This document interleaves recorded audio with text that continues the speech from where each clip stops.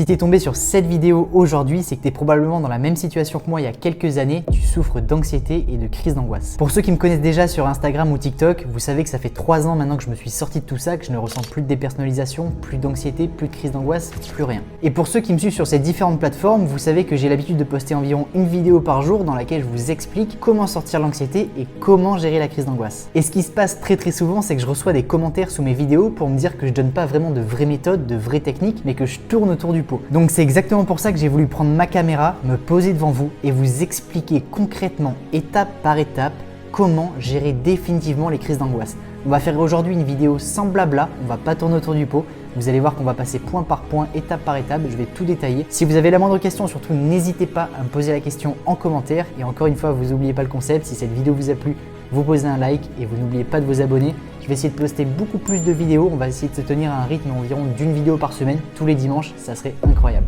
Avant de commencer quoi que ce soit, je t'invite à prendre avec toi un papier et un stylo parce que je vais vraiment te bombarder de valeurs, donc n'hésite pas à prendre des notes pour appliquer surtout chacun des conseils. Ce qui fera la différence entre une personne qui s'en sort rapidement d'une autre personne, c'est la personne qui va appliquer tous ces conseils. Donc je t'invite à tout noter et tout appliquer dans ta vie. Déjà, commençons par le commencement. Avant de réussir à gérer quoi que ce soit comme crise d'angoisse ou comme anxiété, il faut déjà comprendre comment se déclenchent toutes vos crises d'angoisse. En tout premier lieu, vous allez avoir le premier événement avec vos symptômes stressants. Et c'est exactement ça qui va vous marquer le plus parce que vous n'allez pas trop comprendre ce qui vous arrive. Est-ce que vous avez une maladie? Quels symptômes j'ai? Pourquoi j'ai tout ça? Pourquoi ça m'arrive maintenant alors que ça allait très bien 2 jours avant? Je ne comprends pas. Et ce que ça va déclencher dans le futur, c'est justement cette fameuse anxiété, cette fameuse rumination de toujours se poser la question, de se dire attends, je veux vraiment pas revivre ce qui s'est passé le jour dernier parce que les symptômes étaient vraiment impressionnants. Donc j'ai vraiment pas envie de ressentir tous ces vertiges, toutes ces sensations que je tombe dans les pommes, les jambes un petit peu molles, les mains moites, la vision trouble, tout ça je ne veux plus le ressentir. Et c'est là qu'on ressent ce symptôme d'anxiété. Ensuite, vous connaissez le cercle vicieux, cette fameuse anxiété va vous déclencher des symptômes dans différentes situations, dans différents événements, que ce soit je sais pas le cinéma, le restaurant, une balade avec vos amis, peu importe. Vous allez tellement être anxieux à l'idée de ne pas vouloir faire ces symptômes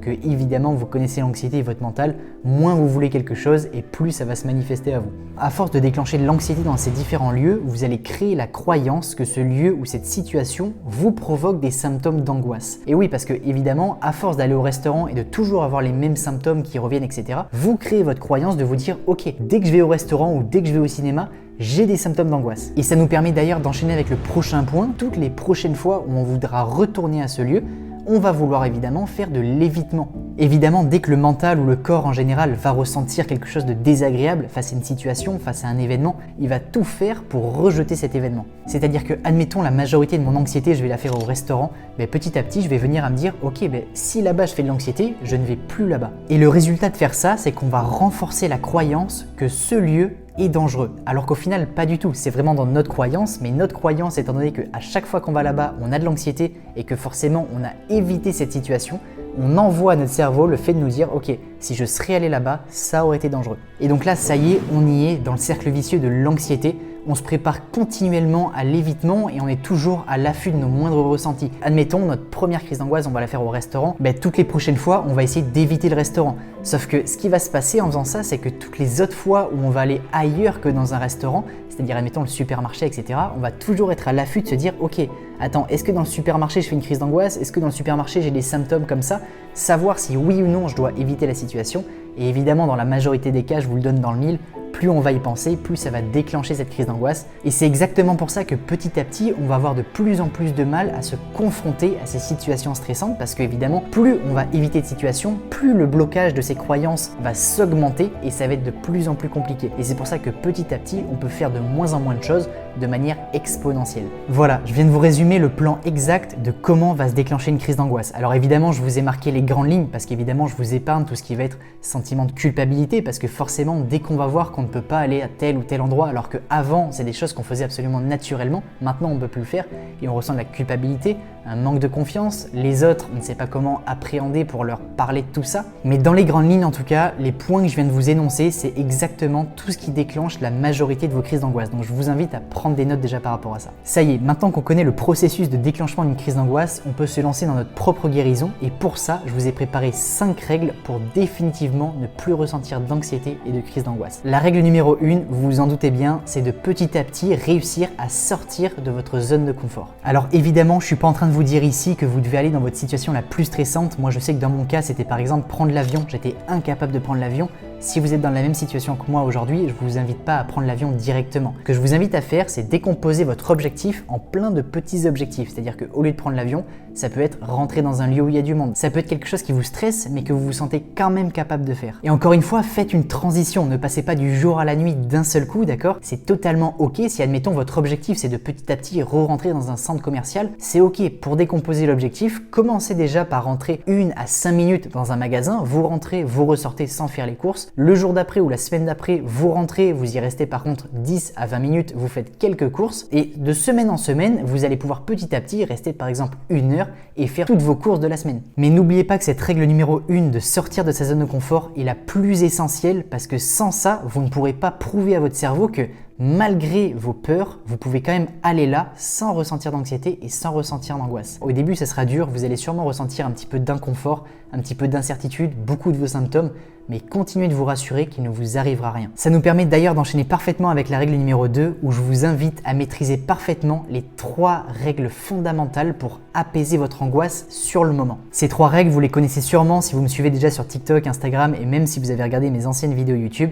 La première, ça va être la respiration. Vous devez maîtriser au minimum une technique de respiration. Il en existe plein, que ce soit la respiration carrée, le 4-6-9, il en existe plein, des tonnes. Le but, c'est de trouver celle qui vous convient le mieux. Moi, personnellement, je sais que j'avais pas tellement de techniques qui m'appartenaient vraiment, si ce n'est simplement une inspiration par le nez assez lente, une expiration par la bouche relativement lente aussi. Ça, je faisais le cycle environ 3 à 5 fois quand j'étais en crise d'angoisse et ça me permettait de diminuer mes symptômes. Le deuxième principe fondamental pour gérer une crise d'angoisse sur le moment, ça va être la stimulation. Vous devez impérativement apprendre à vous stimuler. Évidemment, quand on est en crise d'angoisse, quand on va ruminer sur plein de choses, c'est qu'on est dans notre tête et on n'est pas sur le moment présent. On l'avait vu ça d'ailleurs dans l'ancienne vidéo que je vous mettrai d'ailleurs en description pour réussir sa rentrée scolaire sans anxiété. Je vous avais dit que vous devez impérativement vous connecter à ici et maintenant. Au début, c'est un petit peu compliqué parce que forcément, on n'a pas tout le temps l'habitude de faire ça, mais ça peut être très simple. Des techniques de stimulation, il en existe plein. Vous pouvez par exemple prendre votre téléphone pour vous mettre une vidéo qui vous stimule, qui vous fait rigoler par exemple. Si admettons par contre, vous êtes dans une situation où vous ne pouvez pas utiliser votre téléphone, vous pouvez regarder tout le milieu qui vous entoure. C'est-à-dire que, admettons, en face de moi, j'ai un arbre, je vais regarder cet arbre, attends, qu'est-ce qu'il y a sur cet arbre, il y a combien de branches, attends, il est à quelle hauteur à peu près. Se poser des questions totalement débiles, ça on s'en fout, mais c'est vraiment le but de stimuler notre cerveau pour enlever l'hypervigilance qu'on a sur nos pensées et encore une fois, se connecter à ici et maintenant. D'ailleurs, un petit tips par rapport à la stimulation aussi, il y a la visualisation qui marche aussi pour se stimuler, c'est-à-dire toujours s'imaginer un endroit où vous vous sentez bien. Ça peut être un endroit que vous avez vécu il n'y a pas si longtemps que ça, vos vacances de cet été, des soirées entre potes ou quelque chose dans le futur, un objectif que vous aimeriez, là où vous vous verriez dans 5 ans par exemple. Encore une fois, le but est de sortir toutes vos pensées brouillards qu'il y a dans votre cerveau à penser à vos symptômes, de les enlever et de penser que à des choses positives, de transformer le négatif en positif. Et d'ailleurs, le principe numéro 3 pour réussir à gérer une crise d'angoisse sur le moment, ça va être tout ce qui est affirmation positive. Je vous conseille d'ailleurs une application que j'utilise absolument tous les jours qui s'appelle I Am. Je vous la mettrai si vous voulez en description aussi. Ça vous envoie, généralement vous pouvez le paramétrer, 5 à 10 affirmations positives par jour. Et des fois, ça tombe vraiment au bon moment. Ça peut être vraiment des phrases toutes bêtes, c'est-à-dire tu peux le faire, tu es maître de ta vie, tu peux faire tes choix. Des fois, ça peut être des phrases toutes bêtes comme ça, mais qui sur le moment, quand on est dans une situation stressante ou une situation où on a besoin de ce genre de phrases, ça fait un bien fou. Sinon, ce que je vous conseille, si vous ne voulez pas utiliser d'application, c'est de prendre vos notes et de vous écrire vos propres affirmations positives, c'est-à-dire vous écrire des phrases qui font écho en vous. Et je vous garantis que si vous réunissez ces 3 points, donc la respiration, la stimulation avec la visualisation et les affirmations positives, vous réussirez à gérer petit à petit une angoisse sur le moment. Et si je vous parle de ça d'ailleurs dans la règle numéro 2, c'est que les techniques d'apaisement que je vous explique ici vous permettront de sortir de votre zone de confort comme on l'a vu dans la règle numéro 1. En règle numéro 3, pour réussir à définitivement gérer vos crises d'angoisse, c'est l'acceptation. On accepte notre ressenti au lieu de le combattre. Au début, cette psychologie est très dure à développer parce qu'on ne comprend pas pourquoi se dire « Attends, je ne supporte pas ressentir des symptômes, je ne supporte pas ressentir de l'anxiété, des crises d'angoisse, alors pourquoi je suis censé accepter quelque chose que je n'aime pas ?» Et au final, je vous promets qu'avec le recul, maintenant ça fait 3 ans que je m'en suis sorti et que je ressens plus rien de tout ça, encore une fois, je me rends compte à quel point l'acceptation est d'une puissance extrême. C'est-à-dire qu'avec le temps, vous comprendrez que le fait d'accepter tout ce ressenti et tous ces symptômes ne veut pas dire que tous ces symptômes vont s'augmenter, mais au contraire, le fait de les accepter, ça va désamorcer la peur de la peur qu'on ressent vis-à-vis d'eux et du coup, ça va les supprimer. Pour vous donner un exemple précis, je vais vous parler de mon expérience personnelle par rapport au vertige, un symptôme qui me faisait extrêmement peur puisque moi ma phobie principale c'était de tomber dans les pommes, de faire un malaise, d'appeler les pompiers, etc.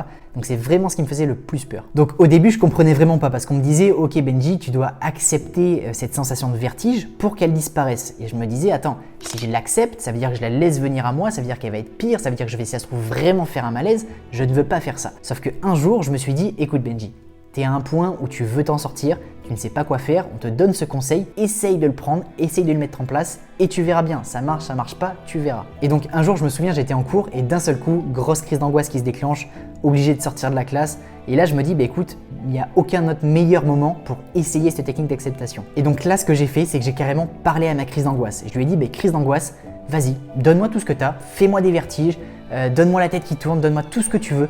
J'accepte mon ressenti, écoute, même si je dois faire un malaise, je ferai un malaise, donne-moi tout ce que t'as, je suis prêt. Et le fait de me dire ça, inconsciemment, je me suis dit, ok Benji, là t'as fait une terrible boulette parce que ça se trouve, le fait de dire ça, clairement, ta crise d'angoisse, elle va te mettre très très cher et tu vas avoir très mal. Et au final, j'ai été agréablement surpris de voir qu'en fait, ça a fait l'effet tout inverse. C'est-à-dire qu'au lieu que tout ça s'empire, j'avais tellement désamorcé la peur de la peur, encore une fois, en parlant à ma crise d'angoisse et en acceptant mon ressenti, que tout ça a disparu. Alors quand je dis disparu, j'exagère peut-être un petit peu, ça n'a pas non plus disparu à 100%, c'est pas non plus une baguette magique, mais je dirais que le symptôme super désagréable de vertige, de tête qui tourne, de vision floue que je ressentais sur le moment a dû se diminuer d'environ 80%. Ce qui fait que grâce à cette technique, j'ai pu retourner en cours et finir mon cours absolument normalement. Donc franchement, l'acceptation, c'est ce qui a le plus grand pouvoir instantané aujourd'hui de vous aider à vaincre définitivement vos crises d'angoisse. Donc prenez ça au pied de la lettre, notez ça. Je ferai une vidéo très prochainement, donc abonnez-vous pour être sûr de ne pas la louper sur l'acceptation parce que je pense qu'il y a beaucoup à dire dessus.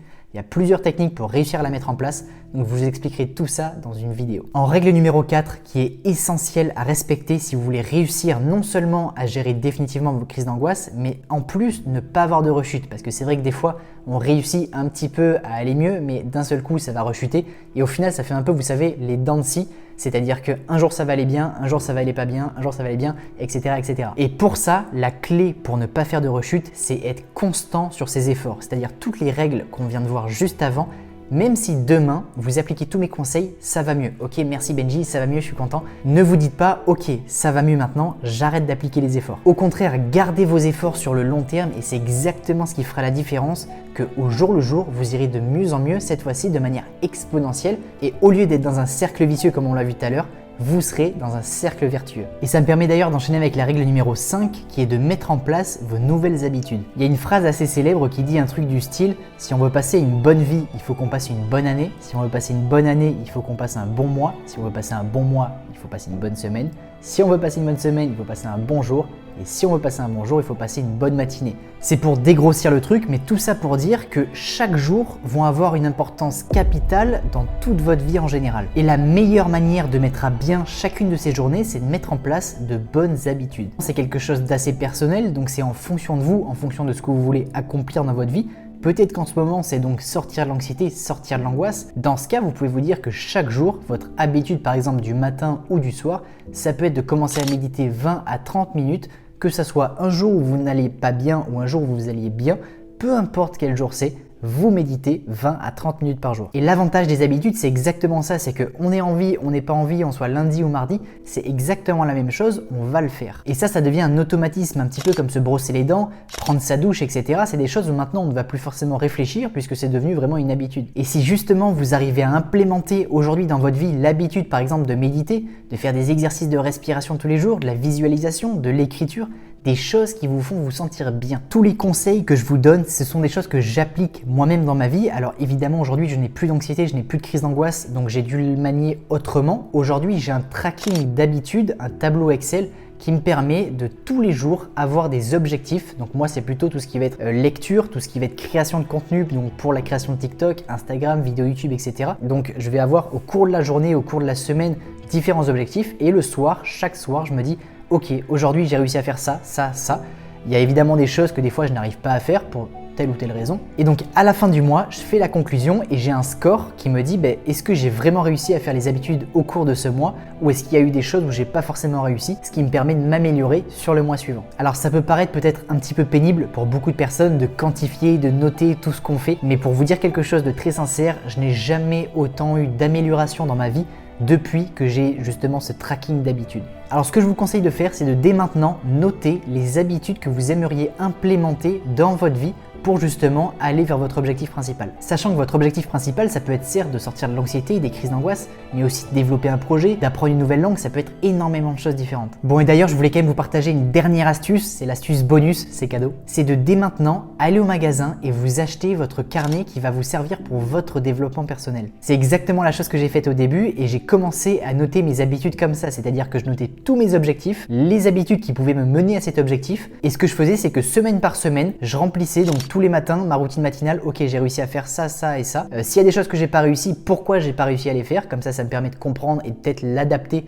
pour réussir les semaines d'après. Et je sais que non seulement depuis que j'ai commencé à faire ça, j'ai vu une nette amélioration dans ma vie, mais en plus de ça, j'ai pu le quantifier. C'est-à-dire que j'avais des notes de comment je me sentais au départ et comment je me sentais après. Et je voyais que l'évolution était bien différente. Écoutez, on arrive déjà à la fin de cette vidéo. Comme vous avez vu, j'ai essayé de faire un minimum de blabla. Je suis allé directement à l'essentiel et je vous ai apporté de la valeur exactement de la même façon que j'aurais aimé qu'on me l'apporte. Et pour vous aider un maximum dans ce travail, je vous ai créé une fiche de tout ce qui a été dit dans cette vidéo. C'est un résumé qui a été illustré en PDF pour que ça soit facile à comprendre, pour qu'il ne vous reste plus qu'une seule chose à faire, c'est d'appliquer ces différents conseils. Si vous voulez accéder à cette fiche gratuite, c'est le premier lien qui est en description. Et je tenais aussi à dire félicitations à toutes les personnes qui sont encore là dans cette vidéo et qui ont surtout pris des notes, c'est super important, vous pourrez assimiler les notes que vous avez faites plus la fiche que je vous ai créée en description. Encore une fois, n'oubliez pas ce concept de ce qui fait la différence entre une personne qui s'en sort rapidement et sans rechute d'une autre personne qui va mettre beaucoup plus de temps et qui va faire des rechutes, c'est d'appliquer ces conseils et d'être constant sur ses efforts. Cette vidéo, si vous voulez, mettez-la en favori, enregistrez-la à regarder plus tard, regardez-la autant de fois que nécessaire, mais surtout, le plus important, appliquez les conseils. Si toutefois vous avez encore la moindre question, n'hésitez pas à la poser dans la zone commentaire, c'est fait pour ça et je répondrai à chacun de vos messages. Et maintenant, pour ce qui est de ma part, il ne me reste plus qu'à vous souhaiter beaucoup de force, beaucoup de courage. N'oubliez pas que tout va bien se passer et que le soleil finit toujours par se lever. On se retrouve la semaine prochaine dans une toute nouvelle vidéo YouTube ou alors avant ça sur TikTok ou Instagram. Prenez soin de vous, c'était Benji, ciao ciao.